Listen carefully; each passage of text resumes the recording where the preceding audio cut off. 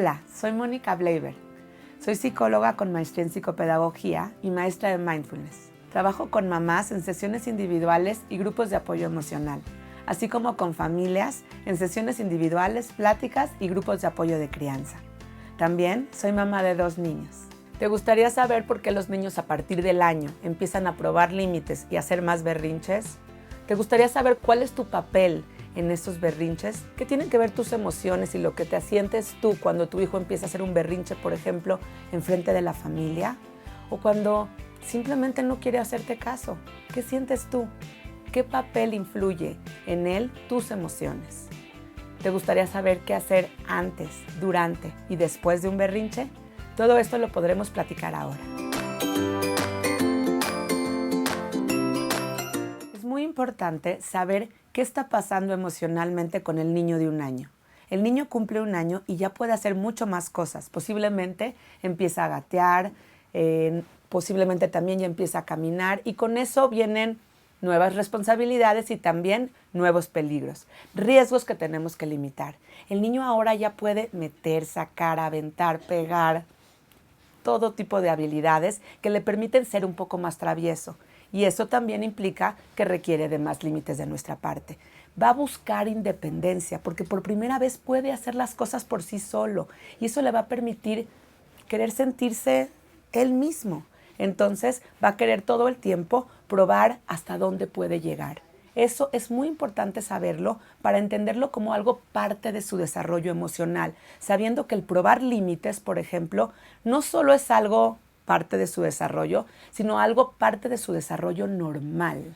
Otra característica de los niños entre 1 y 2 años es que no tienen el lenguaje todavía para poder lograr lo que quieren. Por lo tanto, utilizan mucho su cuerpo para lograr lo que quieren. Entonces, posiblemente, si tú les dices que no a algo que ellos quieren, ¿qué van a hacer? Pegar, golpear, aventar. Utilizan su cuerpo para manifestar sus emociones, para manifestar todo lo que quieren. Esa es una característica muy típica de estos niños. Otra característica puede ser también el hacer un berrinche descontrolado.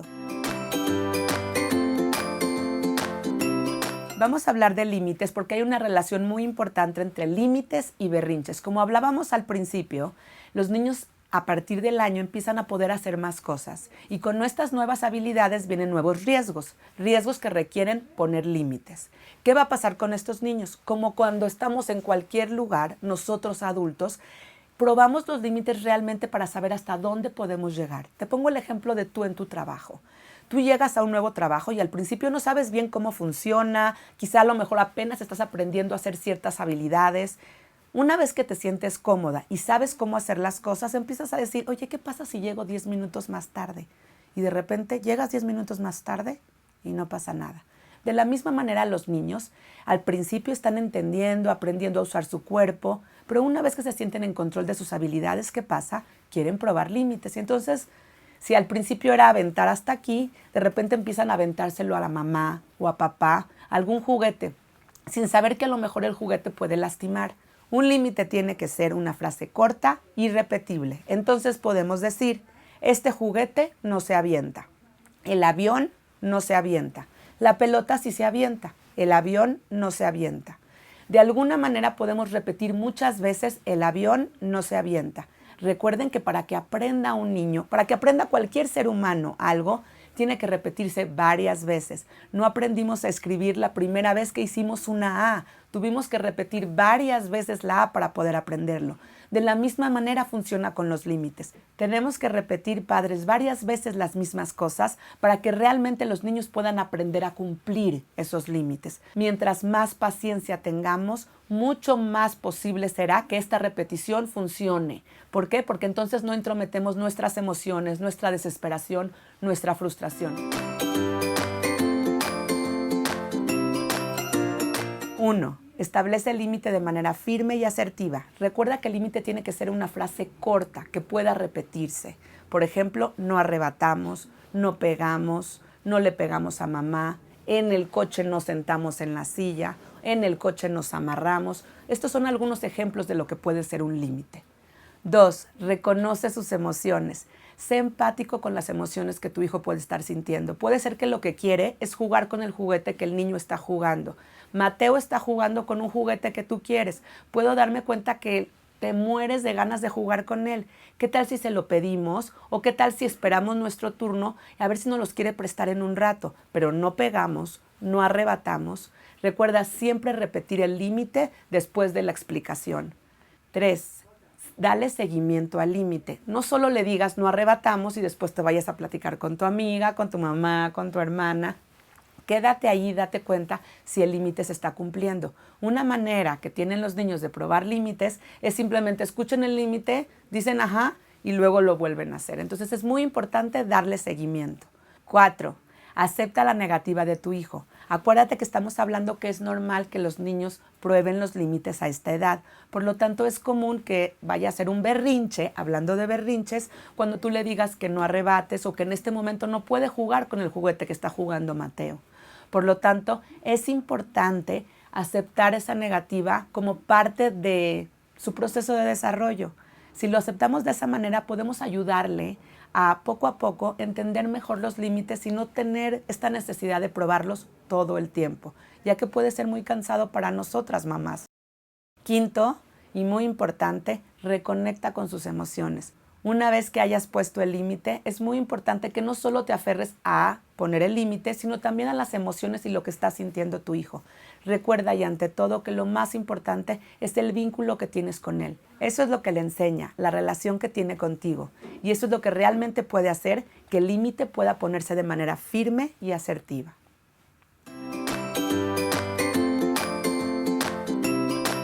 Hablamos de límites porque, como dijimos anteriormente, los límites son una parte fundamental de por qué suceden los berrinches. ¿Qué pasa? ¿Cuándo suceden los berrinches? Cuando intentamos poner un límite, cuando intentamos decir no y entonces ellos hacen un berrinche. Es muy importante hablar sobre 2 tipos de berrinches. Hay un tipo de berrinche que es un tipo de berrinche más controlado, de hecho se llama el berrinche controlado, en donde el niño puede verte a los ojos, no llora descontroladamente y más bien está quejándose para tratar de conseguir lo que quiere. De hecho puede sonar algo manipulador. ¿Por qué? Porque la niña o el niño está intentando lograr algo a través de su queja, a través de su pequeño llanto, pero no está totalmente desconectada del momento. ¿Qué pasa con el berrinche descontrolado? Como lo dice su nombre, el niño no hace contacto visual. Es difícil vincularse con un niño que está en un berrinche descontrolado. Su cuerpo se siente totalmente amenazado, a veces sudan, lloran descontroladamente y es difícil calmarlos en el momento. Es importante definir estos 2 tipos de berrinche porque para tratarlos y para saber qué hacer, es importante saber en cuál de ellos está nuestro hijo. Ahora sí vamos a hablar qué hacer mientras nuestro hijo está haciendo berrinche. Primero vamos a empezar a hablar con antes. Para eso, mamás, tenemos que estar ojo abierto y sentidos bien alertas. Necesitamos poner atención, darnos cuenta poco a poco qué tipo de cosas hacen que nuestro hijo empiece con sus berrinches. Por ejemplo, si mi hijo cada vez que lo voy a amarrar en la silla del coche hace un berrinche, entonces, muy importante, hablando de límites que hablamos anteriormente, es muy importante empezar a establecer un límite. En el coche nos amarramos. ¿Qué pasa? Eso va a desencadenar un berrinche. Entonces, antes del berrinche, podemos intentar anclarlo. ¿Qué significa anclar a un berrinche? Es muy fácil. Tú sabes que tu hijo cuando se está dirigiendo al coche lo vas a sentar en la silla y se va directito hacia la isla del caos. Va directito hacia un berrinche. ¿Qué hacemos? Intenta anclarlo. ¿Qué hace? Imagínate que va en un barco y avienta el ancla. ¿Para qué? Para que no llegue hasta la isla del caos. Entonces, ¿cómo podemos anclarlo? Hay que tratar de conectarlo con sus sentidos. ¿Cómo lo conectamos con sus sentidos? Por ejemplo, diciéndole, mira cómo se va a oír el clic cuando te abrochen el coche. Entonces él va a tener que poner atención. Oye, ¿oíste? No oíste porque estabas hablando. A ver, lo voy a volver a hacer. Y entonces ya ese caminito que usualmente recorría para llegar al berrinche antes de amarrarse, ya no sucede. Una distracción nuevamente puede ser siempre conectar a los sentidos. Oye, ¿qué canción vas a querer escuchar? Oye, ¿qué tal si jugamos un juego de a ver quién encuentra primero un coche rojo? hay que tratar de motivarlos a que se olviden de que usualmente eso los hacía enojar. Esta manera es una forma de ser un poquito más hábiles, digamos, más capaces de prevenir un berrinche y evitar que éste suceda.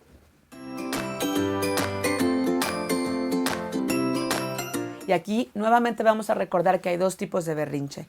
El berrinche controlado, en el que solo están intentando manipularnos para lograr lo que quieren, o el berrinche totalmente descontrolado, en el que están llorando, sudando, no hay contacto visual y pueden lastimarse a sí mismos o lastimar a otros. Durante el berrinche controlado, pues es muy importante tener toda la paciencia del mundo, mamás, papás, de verdad, por favor, paciencia. Noten sus emociones, dense cuenta de cómo se sienten y cómo a veces pues es muy frustrante o decepcionante darnos cuenta que nuestro hijo nos está tratando de manipular para lograr lo que quiere. Todos lo hacemos, somos seres humanos y los niños necesitan guía, necesitan de nuestra guía para poder saber cómo no hacerlo, para saber cómo nos hacen sentir. Entonces, trata de estar presente, no te dejes enganchar por uno de sus berrinches controlados y de manera consciente dile, me enoja que trates de decirme de esa manera cuando ya te dije que no vas a comer otro chocolate, que quieres otro chocolate. Me gustaría que pudieras entender que vamos a cenar y que quizá mañana puedes comerte un chocolate, pero hoy ya no. Obviamente suena fácil cuando no estás en medio de todo el momento, pero si nos mantenemos firmes, tranquilas y en contacto con nuestras emociones, puede ser mucho más fácil. Respecto a los berrinches descontrolados, aquí viene lo importante. Durante un berrinche descontrolado, el niño no va a aprender nada. No hay lo que le podamos decir o lo que podamos hacer para hacer que el niño se conecte, para hacer que el niño se vincule. Por lo tanto, nuestro papel en ese momento es acompañar y evitar que lastime a otros o se lastime a sí mismo. En ese momento es importante estar ahí. Realmente no se la está pasando bien. No se la está pasando bien. El niño durante un berrinche descontrolado está sufriendo y nuestro papel y nuestra responsabilidad como padres es acompañar ese sufrimiento, ayudarle a que poco a poco vaya a salir. Ojo, durante un berrinche descontrolado hay momentos en donde el berrinche está muy intenso y de repente empieza a bajar. Hay que aprovechar esos momentos para tratar de entrar, para a lo mejor llegar a abrazarlo, para decirle, ¿quieres un abrazo? Para decirle, necesitas que esté aquí contigo, aquí yo estoy, para decirle a lo mejor, ¿quieres irte para allá para que nos tranquilicemos un poco? Cambiar el lugar en el que está sucediendo el berrinche puede ayudar al niño a poder vincularse. Recuerda que un berrinche descontrolado es una falta de vínculo. El niño está totalmente descontrolado. Su cuerpo se siente amenazado y por lo tanto no hay ningún tipo de contacto. Por lo tanto, nuestro papel es acompañar y en el momento que sintamos que el berrinche baja es tratar de conectar, tratar de hacer contacto. Recuerda, no para dar ninguna lección, simplemente para ayudarlo a tranquilizarse. Recuerda que el berrinche puede ser una falta de contacto. El niño se siente amenazado y no puede establecer un contacto. Por lo que es importante que una vez que el berrinche ha terminado, podamos regresar a reconectar emocionalmente con nuestro hijo. Recuerda que la conexión emocional es lo más importante para poder enseñarle cualquier cosa, para que tu hijo se sienta seguro para explorar, para aprender, para jugar. Es muy importante que reconectemos después de un berrinche. ¿Por qué? Porque es una descarga emocional, porque es cansado, porque es decepcionante, porque es frustrante, no solo para nosotros, sino también para él. Reconectar emocionalmente implica hacer un contacto visual, jugar, hablar. Se vale hablar de lo que pasó. Es muy importante para los niños hablarles acerca de lo que pasó. Muchas veces ellos ni siquiera se acuerdan de por qué hicieron tal berrinche, porque fue una reunión de cosas. Quizá al principio lloraba porque tenían hambre o porque querían un chocolate, después empezaron a llorar porque su hermano les volteó la cara y después lloraron porque no se sentaron en la silla que querían. Y fue una cadena de cosas. Es muy importante notar en ese momento también, una vez que ya pasó el berrinche, la razón original del berrinche. Hay 4 razones que usualmente acompañan un berrinche. A mí me gusta usar las siglas HESC, que quiere decir hambre, enojo, soledad o cansancio. Un niño que tiene hambre, un niño que está enojado por algo previo, un niño que se siente solo porque no ha recibido la atención que quiere, o un niño que está cansado puede propiciar o puede hacer que un berrinche suceda mucho más fácil. ¿Por qué esto sucede hasta después del berrinche? Porque durante el berrinche a veces es difícil darnos cuenta o notar qué es lo que está pasando, pero nos sirve para el siguiente, para darnos cuenta que muchas veces el que esté cansado puede propiciar un berrinche. Muchas veces la falta de atención puede propiciar un berrinche en este niño. Otra cosa que se puede hacer después del berrinche es platicarle al niño lo que sucedió, contándole, por ejemplo, alternativas de cómo pudiera haber sido diferente. Si tú le hubieras pedido a tu hermano que quería sentarte en esa silla con palabras, o me hubieras dicho, mamá, yo te hubiera ayudado. Para los niños pequeños, una manera muy fácil de que aprendan a pedir ayuda es recordarles la palabra ayuda, ayuda. Es fácil, aunque no lo digan completamente, voltear a ver a mamá y decir ayuda. Pide ayuda cuando lo necesites. Cuando tu hermano te quite tu silla, cuando tu hermano te quite un juguete, pide ayuda antes de llegar a pegarle, antes de llegar y morderlo, antes de llegar y jalarle el pelo, antes de aventarle un juguete. Pide ayuda. Recordar el momento nos ayuda a todos, inclusive a nosotros papás, a saber cómo podríamos haber hecho las cosas distintas en el momento. Con los niños pequeños que no tienen todo el lenguaje, muchas veces es nosotros organizando ideas con palabras para que ellos entiendan lo que pasó. Cuando logramos hacer esto, los niños van a poder tener más alternativas y mucho más herramientas para poder salir de los problemas sin tener que hacer un berrinche.